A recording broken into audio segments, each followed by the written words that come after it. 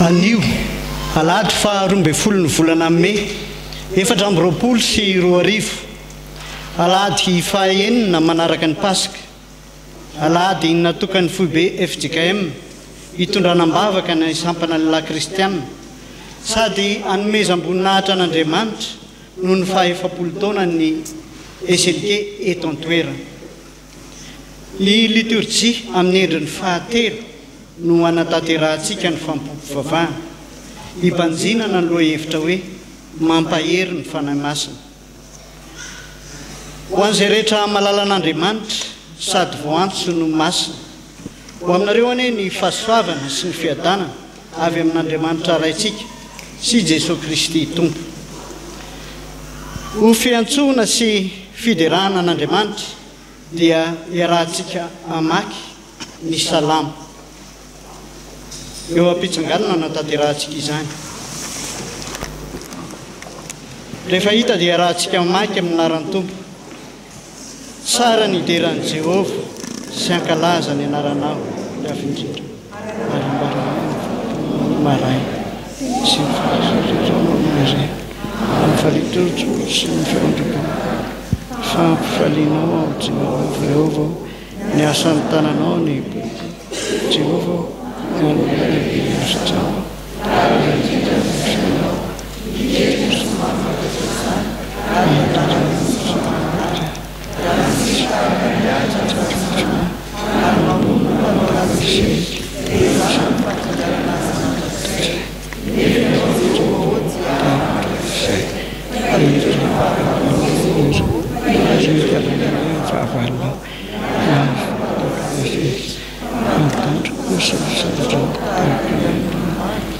Miosina dilo vaovao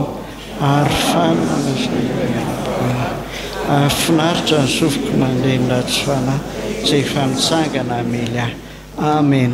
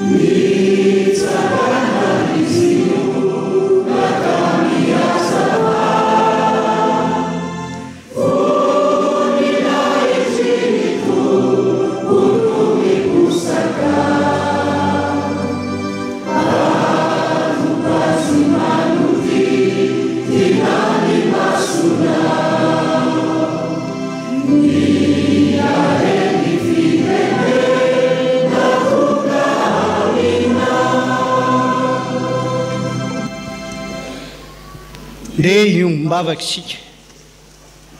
Misaotranao zay ry Andriamanitra rainay eo fa nataominao ka afaka manantona anao ampifaliana. Hiaino sy handray ny teny fiainana tolotra ao anay. mangataka ny esan'ny fanahy masinao amin'ny isambatan'olona izahay mandritra izao fanompoam-pivavahana izao ampahiry anay atsapanay fa anao zava-baovao aminay ianao anio ka azo hery sy tombo finoana izay noho ny fanatrehanao koa taio izahay amin'ny zavatra rehetra izay ataonay tompo ho fanomezam-boninahitra ny anaranao masina ray zanaka ary fanahy masina amin'ny anaran'i Jesosy amen. Makatsara ny mikisitana rehetra no mira voalahatra.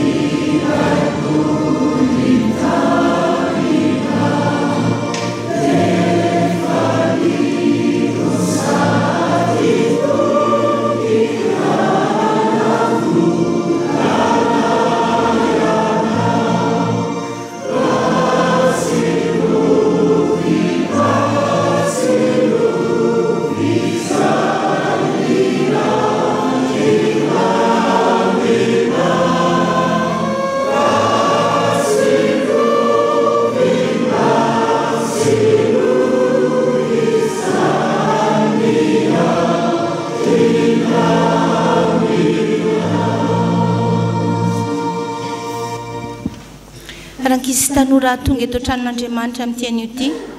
ho aminareo ani ny fahasoavan'i Jesosy Kristy tompontsika amen. Mbola hivavaka isika. Fahasoavana indray Jesosy no azahoanay mandre ny teninao anio fenoy ny fanahy masinao ny fonay andraisanay izany mitenena Jesosy fa vonona iainonao zahay ataonay amin'ny anaranao ny vavakay amen. Mipetraha ianareo. Ny tenin'Andriamanitra anjarantsika amin'ity anio ity dia voasoratra ao amin'ny filazantsara araka ny Jaona. Jaona toko faha 9:7. Jaona toko faha 9:7. Vakitsika amin'ny anaran'i Jesosy. Izao ny laza ny marina aminareo, mahatsara anareo ny fialako, fa raha tsy hiala aho dia tsy ho avy aty aminareo ny mpananatra, fa raha handeha aho dia irahako aty aminareo izy. Andeha rahantsika mamaky mafy hoe averin'Andria mandeha. Izao milaza marina aminareo, mahatsara anareo ny fialako, fa raha tsy hiala aho dia tsy ho avy aty aminareo ny mpananatra, fa raha handeha aho dia irahako aty aminareo izy. Amen. Iza no teny izany? Jesosy. Mahatsara anareo ny fialako izy. Fa ho aiza moa Jesosy? Ary inona no alefa no solony? Ho aiza? Ny Jaona toko faha 9:5 no milaza fa ho any amin'ny ray izay naniraka azy Jesosy ary hanome ny fanahy masina izy ho solony. Nalahelo mafy ny mpianatra tamin'ny nahafatesan'i Jesosy ka nalevony izy. Fa 3 andro taorianan'izay dia fandresena lehibe indray satria velona ny tompo. Fa tamin'izay indrindra indray no milazan'i Jesosy fa mahatsara anareo ny fialako, dia hoy koa izy hoe raha handeha dia irahako aty aminareo ny fanahy masina. Andao ny mpianatra indray izany Jesosy. Mampalahelo ny fisarahana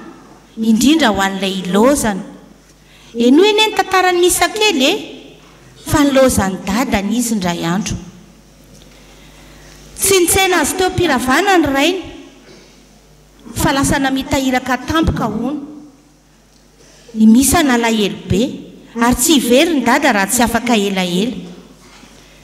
Tamin'izany nefa dia nanafatra dada fa hoe misa endre tsara fa rehefa miverina dia hitondrako bisikileta. Faly be misa tonga tany an-trano satria ho avy le bisikileta amin'ny andro hiverenan'ny dada. Fa Jesosy koa nanafatra antsika amin'ity anio ity hoe mahatsara anareo fialako, dia hoy koa izy hoe raha handeha dia irahako aty aminareo ny fanahy masina. fa raha tsy nandao an'ny dady raha tsy nandao an'ny misy dada dia tsy nahazo bisikileta izy fa sika koa raha tsy niakatra tany an-danitra Jesosy dia tsy nisy koa ny fanamasina notsarovantsika tamin'ny alakamisy teo ny andro ny akarana ary amin'ny pentekosta izao natserovana ny dinany fanamasina tamin'ny mpianatra hampahely azy ireo amin'ny iraka nampanaoviny Jesosy azy raisoanao ary ny tenin' Jesosy aza malahelo fa miomana fa ho avy ny mpananatra dia ny fanamasina hampahely atsika samy mazoto mianatra rakizy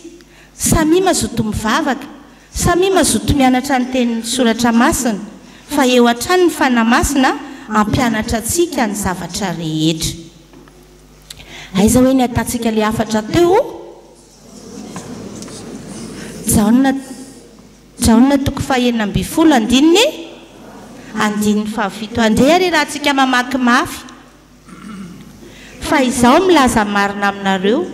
mahatsara anareo ny fialako fa raha tsy hiala aho dia tsy ho avy aty aminareo ny mpananatra fa raha andeha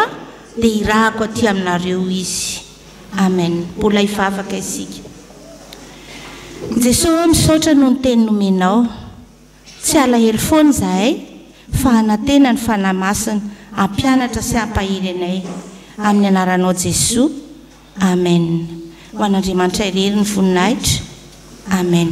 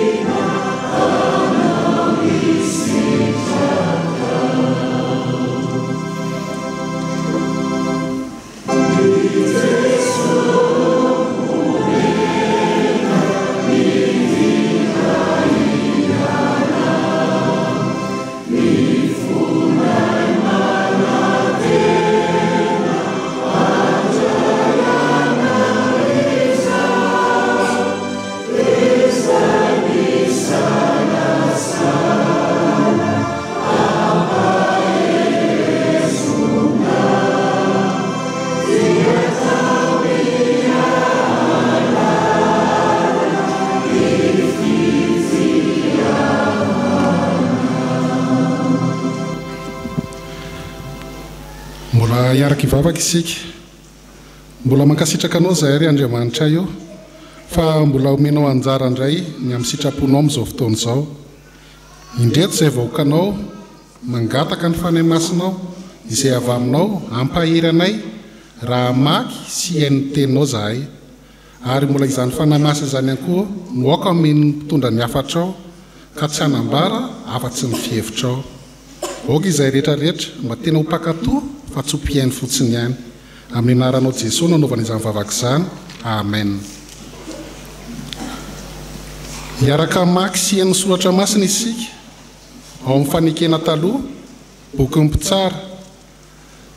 mpitsara toko 712 ny andininy 15 hatramin'ny 15 rehefa hita dia ho vakiana amin'ny anaran'ny Tompo dia nidiny Samsona sy ny rainy aman-dreniny nankany Timina ary noho ny tonga tao amin'ny tanim-boaloboka tany Timina izy indro nisy liona tanora nyherona taminy dia nilatsaka tamin'ny Samsona ny fanahin'i Jehovah ary ilay liona tanora dia nosamatsamahiny ohatra ny fanasamaka ny zanakosy nefa tsy nisy na inona teny an-tanany ary tsy nambarany tamin'ny rainy sy tamin'ny reniny izay efa nataony dia nidiny izy ka niresaka tamin-dra vehivavy ary nafinahitra any Samsona izy ary rehefa afaka kelikely dia nivera-mpakatra Samsona ka nively iza ny fatin'ilay liona ary indro nisy reny tantely ny vangongo sy tantely teo amin'ny fatony liony ary nalainy Samsona izany ka nentiny teny an-tanany dia nihinana teny am-pandehanana izy ary nankany ny amin'ny ray ny aman-dreniny izy dia nanome azy ka nihinana koa izy mivady nefa tsy nambarany taminy fa tao amin'ny fatin'ilay liona no nangalan'ny tantely.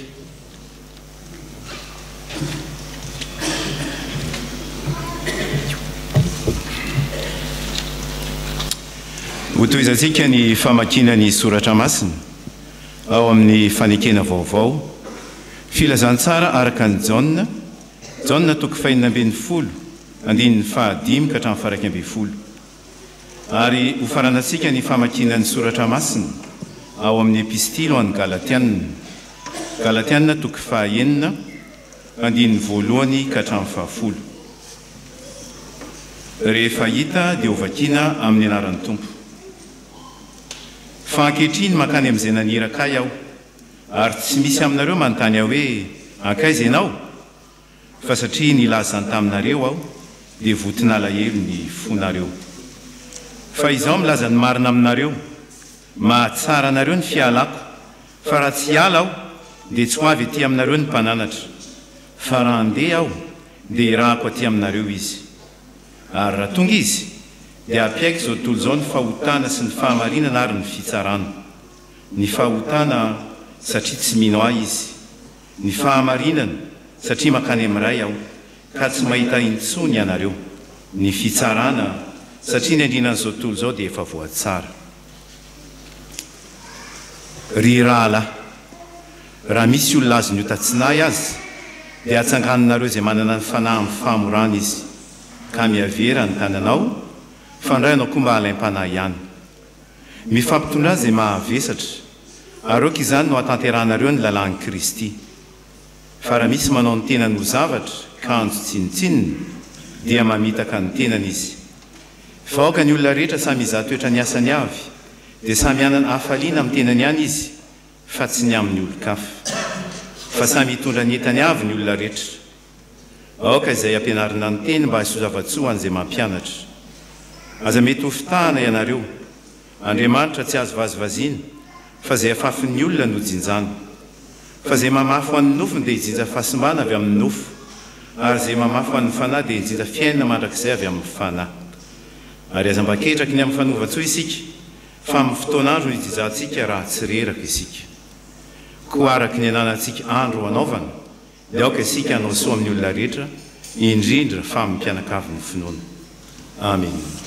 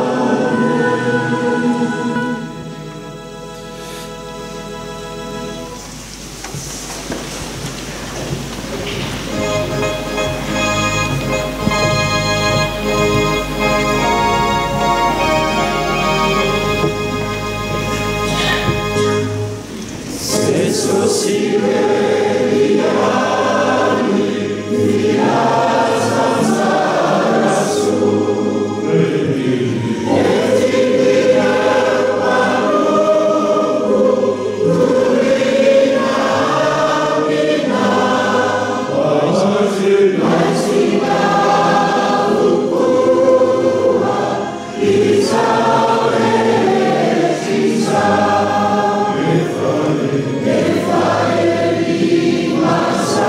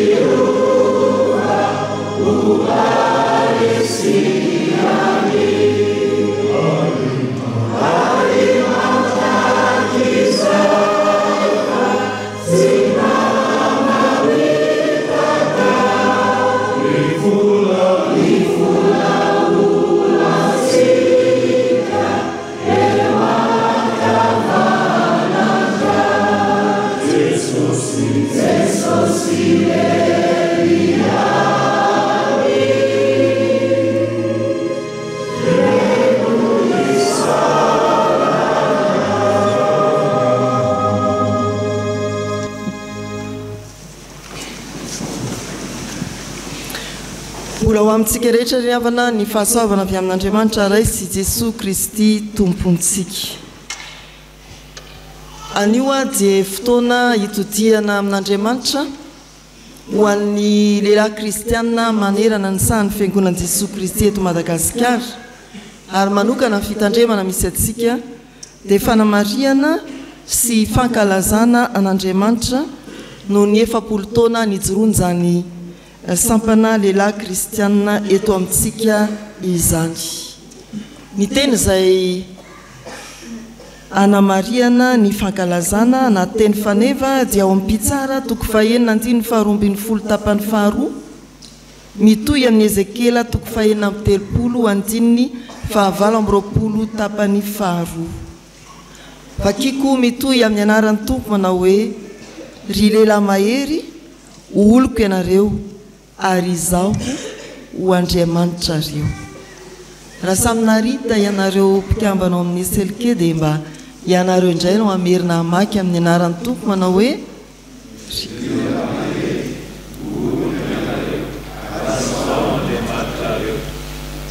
ataovy tena feon-dehilahy mahery mihitsy. Averina kely ry lehilahy mahery.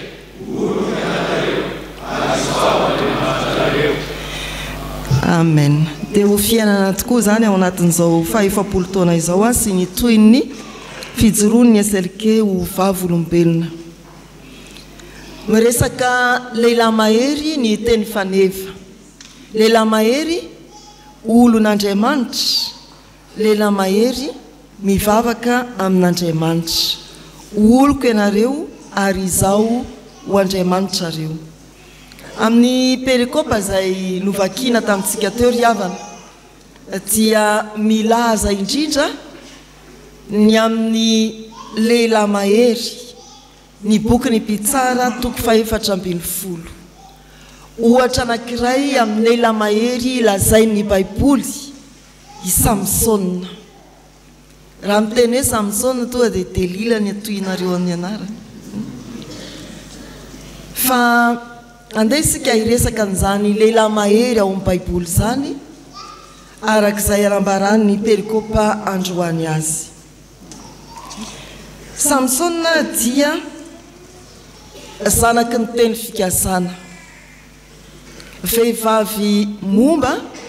no novangin'Andriamanitra ka nilazany hoe hiteraka ianao ary dia nahazo ny Samsona izy. Tantaran'ny Samsona dia manomboka eo amin'ny toko 17 hatramin'ny 19. Ny toko 17 andin'ny 420 sy 520 dia misy filazana ny fahaterahan'izany Samsona izany amin'ny anaran'ny Tompo manao hoe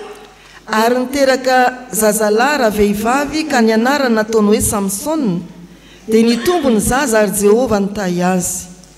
Dia niatomboka nanindry azy indraindray ny fanahin'i Jehova tany manedana tao anelanelan'ny Zora sy Estaola. Izany ilay Samsona voateraka. Nitombo ny zaza nitahy azy ny Tompo ary namangy azy nanindry azy tsy indraindray ny fanahin'i Jehova. Ery amin'ny andininy 5 sy 9 ao anatin'ny perikopantsika dia izao ny voasoratra amin'ny anaran'ny Tompo. Dia nidina Samsona sy ny rainy aman-dreniny nakany Timna ary no tonga tamin'ny tany mboloboka tany Timna izy dia indro misy liona tanora nierina taminy. Dia nilatsaka tamin'ny Samsona ny fanahin'i Jehova ary ilay liona tanora dia nosamatsamany ohatry ny fanasamaka zanakosy nefa tsy nisy na inona teny an-tanany ary tsy nambarany tamin'ny rainy na tamin'ny reniny izay efa nataony. Samsona lehilahy mahery olon'Andriamanitra ary mivavaka amin'Andriamanitra. Ny hafaran'ny fiainany dia fandresena na fatesany andrina ny Filistina sy ny Filistina marobe tao anatiny trano anankiray lehibe ary dia niara-maty tao amin'izany koa i Samson ny toko faha-12 andininy faha-13. Lehilahy mahery mandresy ny liona ary lehilahy mahery mizara tantely. Izany no afatra izay ampitaina amintsika fiangonana hitodiana manokana amin'ny sampana lehilahy kristiana amin'ity fanamariana ny faha-70 taonany ity. Lehilahy mahery mandresy liona, lehilahy mahery mizara tantely. Mandresy ny liona eo amin'ny andininy faha-5 sy faha-9 izay efa novakiana tamintsika teo dia voalaza fa rehefa nilatsaka tamin'ny Samsona ny fanahin'i Jehova dia nosamatsamany ilay liona tanora ny herina nandona azy tany Timna. Ny liona riavana araka ny heviny ao amin'ny Baiboly dia miovaova. Indraindray izy dia mitory hatsaram-panahy, indraindray izy dia mitory fanorenana. Fa ny liona koa amin'ny Baiboly dia milaza zavatra mifanohitra amin'izany, fampiororona sy fandravana, fandrotehana. Ary ao amin'ny epistily nosoratan'i Petera toko 5:5 dia ambarany fa ny devoly fahavalontsika dia mierina tahaka ny liona mitady izay arapany. Izany no ilazana amintsika fa raha miteny ny andinin-tsoratra masina eto hoe nilatsaka tamin'ny Samsona ny fanahin'i Jehova ary ny liona tanora dia nosamatsamany. Dia hiteny amintsika hoe ny lehilahy izay nilatsahany fanahin'i Jehova i Samsona dia tonga nahery ka nandresy ilay liona tanora, ilay fakapanahy. Fa misy lehilahy anankiray mahery no Samsona riavana ao amin'ny Baiboly nandresy ny fakapanahy lefa ny devoly in-3 sesy teo anatrehany. Fantatrareo izay olona izay. Izy Jesosy Kristy ao amin'ny Matio toko 4 sy ny Luka toko 4 koa. Fakapanahany amin'ny sakafo no ny fifadikana nandritra ny 70 taona rehefa nony Jesosy. Fakapanahy mikasika ny voninahitra, fakapanahy mikasika ny fiantsinan'Andriamanitra mianjerahany ambany any. Zay ilay fakapanahy faharoa. Ny fahatelo dia ny hoe omeko anao zao tontolo zao, fakapanahy ny voninahitra. Fa resin'i Jesosy zany. Hoy ny soratra masina raha mitantara ny fakapanahy nahazo ny Jesosy tany anefitra, ary Jesosy nentiny fanana kany anefitra. Ny lehilahy mahery mandresy ny liona, mandresy fakapanahy, dia ny lehilahy feno ny fanahy masina. Riavana malala araka ny soratra masina dia mifanerasera amin'ny liona ny fakapanahy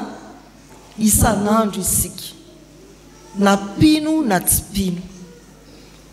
Ary ny Baiboly dia milaza fa raha mivory ny zanak'Andriamanitra dia eo koa Satana. Tsy any ivelan'ny fiangonana ihany zany misy hoe fakapanahy, fa naty amin'ny fiangonana azy. Aoka mba hifanontany kely ianareo lehilahy hoe inona ny fakapanahy-pahazo ny lehilahy? Zany zao inona ary say ny fakapanahy-pahazo an'say? Ary raha eo akaikinao mivadinao reto mpivady vao reto anontany izy inona ny fakapanahy tena pahazo anao? Dia afaka mifanontany koa nareo mandeha mpivadiny e. Hay reto koa mbola misy ho atao mariazy, inona ny fakapanahy-pahazo anao? Raha ny fiarahamonina no mamaly zany dia anankitelo no malaza indrindra. Ve anankitelo. Nareo ihany ary niteny azoko. Vola, voninahitra, vehivavy. Fa ny mpandinika dia manampy ny hoe ny fakapanahy ny famoizam-po dia pahazo ny lehilahy, ny fakapanahy ny famoizam-po. Riavana malala, ny lehilahy mahery, olon'Andriamanitra ary mivavaka amin'Andriamanitra dia mandresy ny liona. mandresy ny fakapanahy satria nomen'andriamanitra ilay fanahy mpampahery izy amin'izao alahady mialo indrindra ny pentekosta izao mianta amin'ny tompo mangata mafy amin'andriamanitra mba handresenao ilay fakapanahy manodidina anao mierina tahaka ny liona mitady izay arapany mba tsy ho isan'izay arapaky ny fakapanahy isika lehilahy kristiana ianareo lehilahy kristiana mampahery anareo ny fanahy masina mba handresy ny liona tahaka ny samsony ianareo mahafinaritra ilay sary hoe ny samatsamany tahaka ny zanakosy ny liona tena hoe raisy ny antanana ary vereziny potipotehany arotika fakapanahy mitady andrapaka anao koa ianao ray mpianakaviana ry tovolahy ry zanakalahy lehilahy mahery mandresy ny liona fa ny lehilahy mahery dia mizara tantely rehefa manohy ny vaky teny isika voalaza ny soratra masy ireo 17 fa naka ny ray aman-dreny ny samsona mba hankatabady lay vehivavy nafinaritra azy hoy ny 17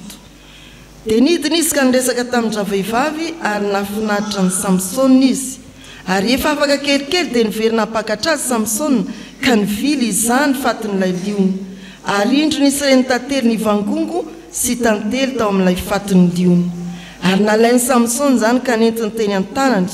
dia ninana teny ampandianana izy anakany amin'ny ray aman-dreniny izy dia nanome azy ka ninana koa izy mivady ray aman-dreniny samsona lalana dia ankatabady io ry havana lehilahy mahery tsy hoe nahazo vady fa mizara tantely rehefa nandresin'ny liona i samsona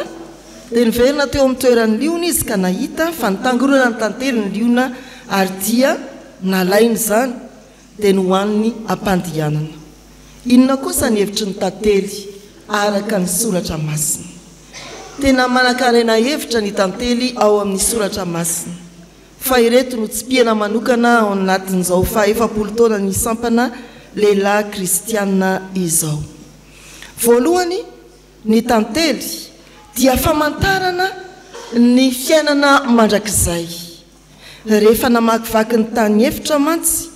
70 taona ny zanak'Israely dia miditra any amin'ny tany Kanana izay ambara fa tany tondra-dronono sy tantely mihinana tantely mpandiana ny samsona ary mizarany tamin'izany ny ray aman-dreniny ianao koa lehilahy mahery izay nandresy ny fakapanahy dia sitrak'Andriamanitra mba hanambara ny fiainana mandrakizay amin'ny ankonanao raha mbola mpitovy ianao dia amin'ny ray aman-dreninao raha manambady aman-janaka ianao dia amin'ny vadinao amin'ny zanakao ny lehilahy mandresy fakapanahy dia tsy avelan'ny fandresena hipetrapetra-potsiny fa tena hizara ny fandreseny anambara ny fiainana mandrakizay amin'ny manodidina azy ny tantely dia mariky ny tany Kanana endriky ny fiainana mandrakizay amin'ny fiainantsika kristianina fa ny tantely koa dia tanjona manambara tanjona fa matotra ihany amin'ny tany Kanana Exodosy 7:9 indrindra ilazan'ny tompo ny tanjony amin'ny antsony any Mosesy hitarika ny zanak'Israely Exodosy 7:9 amin'ny anaran'ny tompo manao hoe dia efa nidinao izao hamonjy azy amin'ny tanany Egiptiana ka hitondra azy hiakatra hiala amin'izany tany izany ho any amin'izay tany sosy malalaka dia any amin'izay tany tondra-dronono sy tantely tanjona zany manamarika tanjona ny tantely ny lehilahy mahery izay nandresy ny liona nandresy ny fakapanahy dia mitondra tantely eny an-tanany ary mitarika hatratra ny tanjona nozarainy tamin'ny ray aman-dreniny nozarainy samsona ny tantely fa tsy ny fino no azy rery ny ray mpianakaviana na lehilahy kristiana izay nomen'andriamanitra fanahy mahery havana dia lehilahy mahery n'andriamanitra afaka hitarika ny ankonany hibanjina ny tanjon'andriamanitra momba ny fiainan'izy mianakavy fantatrao ve ny tanjon'andriamanitra ny amin'ny fiainanao sy ny ankonanao tany tondra-dronono sy tantely ndrao tsy mahita ny tanjony ianao ka very andalana ny vady amanjanakao ianao lehilahy kristiana lehilahy maherin'andriamanitra dia mikendry ny tanjony izay efa hitondran'andriamanitra antsika raha teo tany tondra-dronono sy tantely tandremo sao tsy hitanao ny tanjony hitondranao ny ankonanao fa ny tantely koa dia mitantara indrindra ilay sakafo fihinana isan'andro ao amin'ny Exodus 20:10 voalaza fa ilay mofo nantsona hoe mana nomen'andriamanitra avoky ny zanak'Israely tany anefitra dia tsy inona tsy akory fa mofo mamy mofo tantely ilay fiainana isan'andro mihitsy zany ny voatsinjo alorana sakafo nataon'andriamanitra tany anefitra zany tany tsy misy na inona na inona nampimonina ny zanak'Israely fa io andriamanitra toy ny ray mpianakaviana namahana ny vahoaka be teo ambany masony lehilahy mahery mandresan'ny fakapanahy tsy lehilahy miravoravo tana na dia monina ny anefitra azy fa lehilahy miaraka amin'ny tantely eny an-tanany lehilahy afaka ihany ankonany afaka hanome ny ankonany amin'izay ilainy andavanandro ianao ve izany tsarovo ny tenin'ny tompo manao hoe ny zanako sy ny asan'ny tanako dia aoka ao adidiko ihany mbola tanora ny iray mpianakaviana dia manao hoe azalaina andriamanitra fa mbola kely ny zanako rehefa azokonjokony indray dia mbola tia hita ny zafokely koa ry havana malala tadidio fa ny ampahirezan'andriamanitra dia tsy mangatsy patana mahita izay atokona tsy isika no mahavita na isika no ahefa ny famelomany fa ilay herin'andriamanitra miasa ao anatintsika dia manohana antsika tsy hiravoravo tanana indrindra amin'izao fotoana tena sarotra izao ka azahoanao manome ny sarin'andriamanitra eo amin'ny ankonanao ilay manolotra mofo mamy mana isan'andro ary omaly tamin'ny famelabelana dia ny hoe adiditsika ray mpianakaviana mihitsy no mitaiza ny zanaka ara-tsoratra masina io ilay mana isan'andro toy ny tantely raha andramako ny mpanao salamo ny teninao indreny amamin'ny teninao raha andramako mihoatra no ny tantely ao ambavako io ilay mana isan'andro kanefa tsy izany ihany fa ny ilay ny ankonanao isan'andro koa dia apetrak'andriamanitra toy ny tantely eny ampianatananao hanakatolotra ianao rehefa miteny hoe lany ene mivole tsy siramamy indrindre misy ray mpianakaviana mody adala fotsiny fa ianao ilay lehilahy mahery olon'andriamanitra mivavaka amin'andriamanitra manana tantely eny an-tanana fa ny farany kory havana raha manolotra ny jaona mpanao batisa ny soratra masina dia miteny manao hoe valala sy tantely reby no fihinany marika toko voalohany andininy fahenina ny lehilahy mahery ny tompo olon'andriamanitra mivavaka amin'andriamanitra dia mpaminany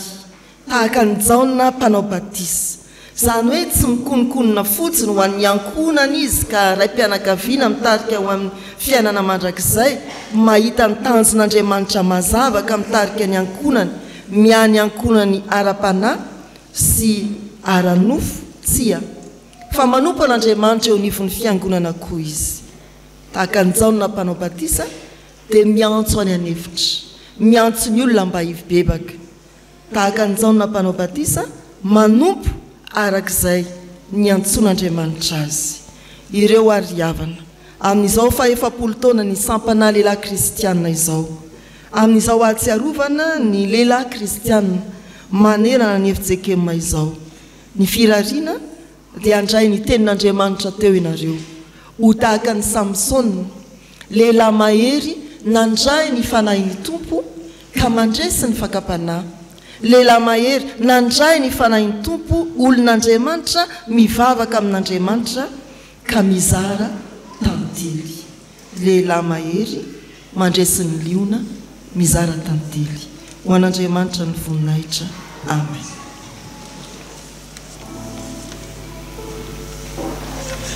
Ivavaka isika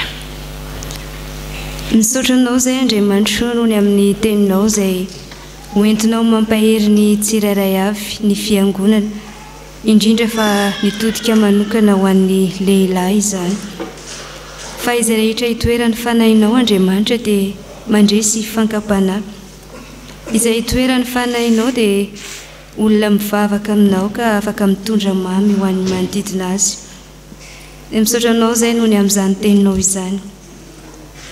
irinay izany mba ho tafatoetra ao anatin'ny fonay fa ny tanjonao Andriamanitra amin'izany dia mba hanananay toe-posy toe-panahy toe-piainana mendrika sy masina mandrakariva ao anatin'izany indrindra no atsiarovanay fa tsy nanaraka ny sitraponao zahay fa raha misy fakapanahy manoloana anay dia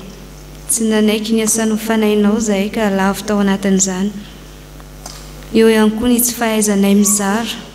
ny fahasoavanao Andriamanitra ho an'ny manodidina anay misaotra tompo fa manitsy ny fisainana indray ianao amin'ny teninao dia izina indrindra ny famindram-po sy ny famelan-keloka avy aminao ny amin'izay tsy nahatanteraka anay teo anatrehanao miaiky izahay fa efa nivily tamin'ny lalanao manaiky ihany koa anefa izahay no diovinao Jesosy amin'ny ranao soa izay nalatsaka teo amin'ny azo fijaliana mba ho voavela heloka ho vita fihavanana aminao Andriamanitra indray dia mino sy matoky izahay fa Andriamanitra mamindra fo mamela heloka anay tokoa ianao noho ny amin'ny Jesosy Kristy zanakao fa amin'ny anaran'ny teo no ivavahanay toy izany amen.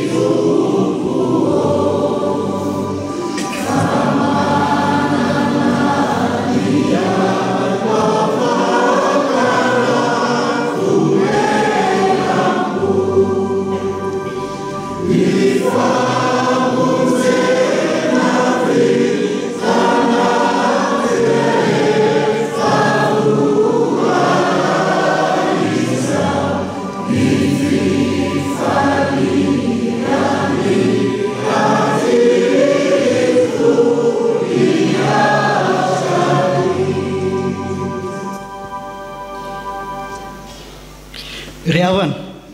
ho antsika izay niaiky tokoa ny fahotantsika teo anatrehan'ny tompo ary nibebaka marina tokoa mitsangana andray ny teny soa mahafaly atolotry ny tompo antsika ho famelana ny ilotsika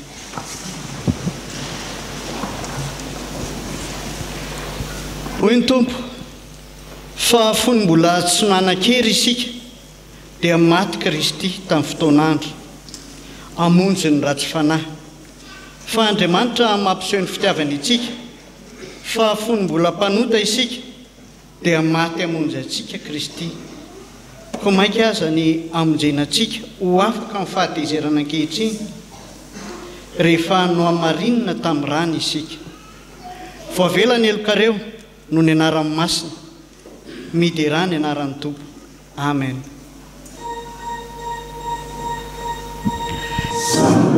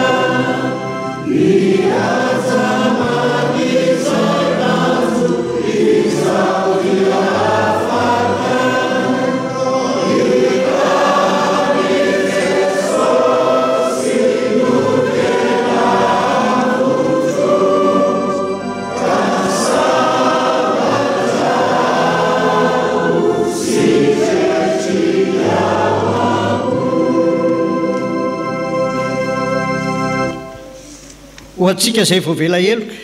dia andeha ambaratsika pahabe maso ny finoantsika araky ny fanekempinoana laharana faharoa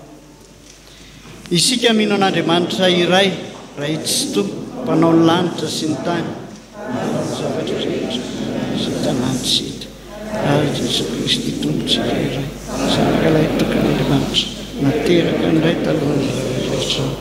ny zavako amin'ny zava Andriamanitra tokoa avy amin'Andriamanitra nateraka fa tsy natao miray amin'ny zavatra rehetra izy nary tontolo zao noho ny amintsika olombelona sady famonjenantsika hitana avy amin'Andriamanitra izy ary natao mifananasina ona fandrevesitsiny dia tokony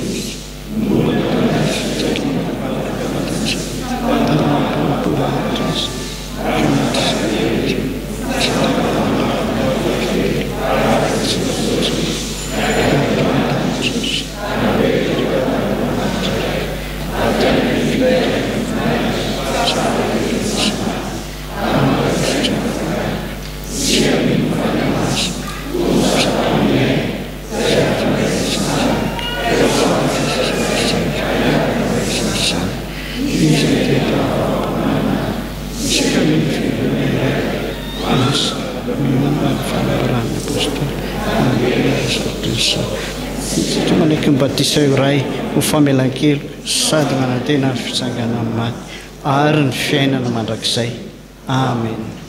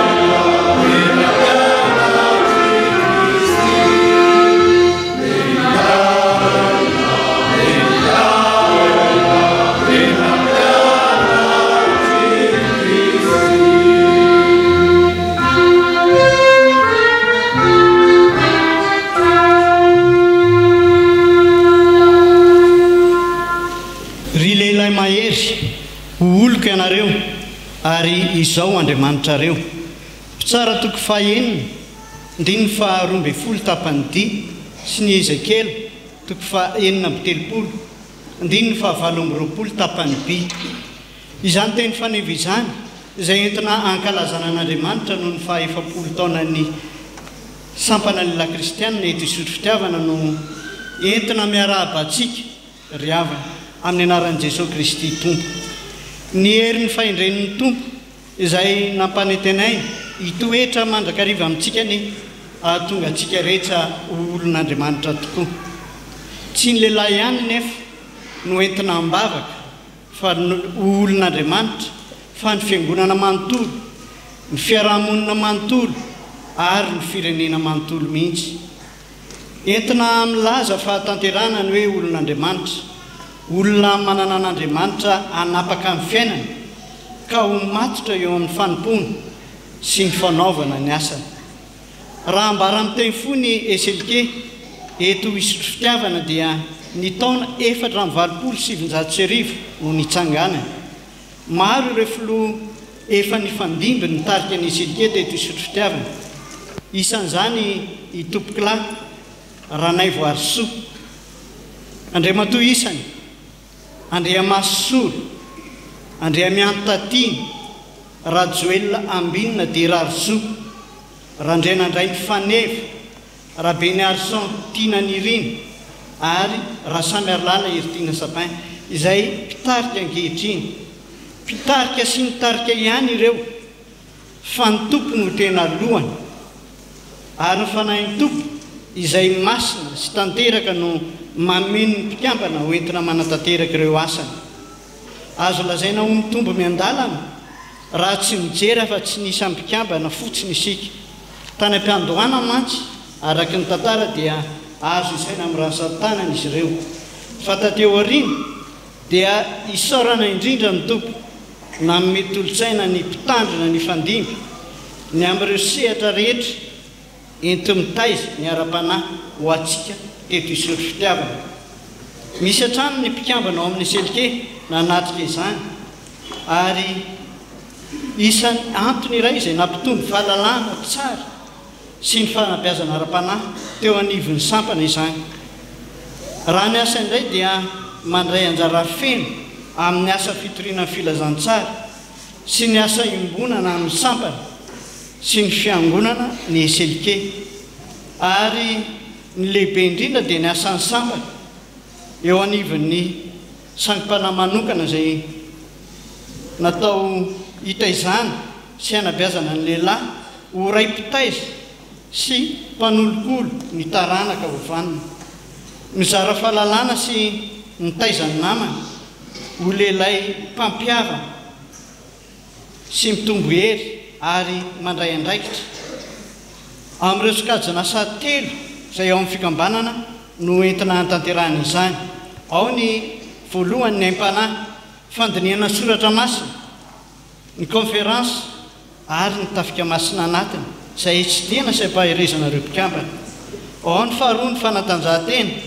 izay taomanareo lehilahy sy ny tanorana ny efa zokonjokony eto amin'ny fiangonana iombona amin'izany ka havitsika anao zava-dehibe ny firahalaina eo ihany koa ny voamerany hira izay mampianatra ny hira sy manomana ireo antsam-panahy izay atrehny eto amin'ny fiangonana ny tsangam-bato izay atserovana zao fa 70 taona izao dia ny fametrahana karipetra eny amin'ny tohatra efatra miakatra ny ambonindriana sy ny fanavaozana ny fanamen'ny mpikambana eto ampamarana rariavana dia vato atoraborona ny afatra vety aminay rahalahy isany hoy ny soratra masina be ny vokatra fa ny piasan'ny vitsy Matio 7:7 tapany ahy koa amin'ny safidiana ny sampana la kristianina ho sampana anomponao fa mbola maro tokoa ny asa ilan'ny tompo antsika lehilahy mijoroa manana finoana hery ary fanantenana mba vavolombelona amin'ny fahamarinana eto anivon'ny fiangonana eny ny firenena mihitsy azy isika lehilahy amin'ny fanatanterahana zany asa masina izany fa be hery ny lehilahy endry ary ny tombo hery ny olona manam-pahalalana oabolana 420 andiny fahadiny ho an'Andriamanitra irery ihany ny voninahitra arak'izany riavana dia feno fifaliana ny fotsika fiangonana raha tojo izao fotoa pasoavana izao anamariana ny faharetana 70 taona tamin'ny fanompona teo anivon'ny sampana lehilahy kristiana ato amin'ity fitandremana ity mba mitsangana hoe izy tao anatin'ny 70 taona eselikely mbola misy 70 taona tao anatin'ny eselikely ianao tsisy 30 taona ary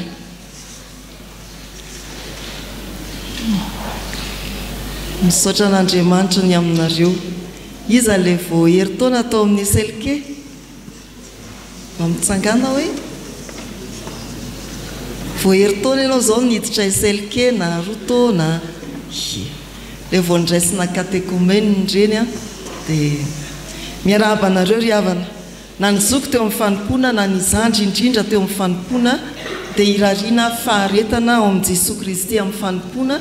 efa ny fidianan'ny tompo anareo atao amin'ny sampana lehilahy kristianina azo toerana 70 taona dia milaza ny zavatsarotra sy ny fizahantitoetra zany ao amin'ny soratra masina raha ohatra ny amin'ny 70 taona tany anefitra ho an'ny zanak'Israely raha ny 70 andro tany anefitra ho an'i Jesosy Kristy 70 ny fotoana ny fizahantitoetra ny fotoana ny sarotra fa ny sosamora ve ny 70 taona raha ny tantaran'ny zanak'Israely zany dia tapitreo ny fizahantitoetra tsy ny sarotra miditra ao amin'ny tany Kanana amin'izay fa mbola ady ao fatatsika ny tantarany Josoa mbola ady ao vita ny vita fa miskina indray mba ho lehilahy mahery olon'Andriamanitra ivavaka amin'Andriamanitra ary andresy ny sarotra dia ho tafita soa tsy anareo ihany fa ny ankonana sy ny mpianakavy ny finoana manodidina anareo fa raha olombelona koa dia fidirana amin'ny dingam-pahamatorana ny 70 taona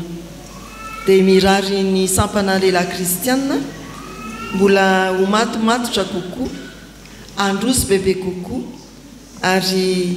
ifampitantana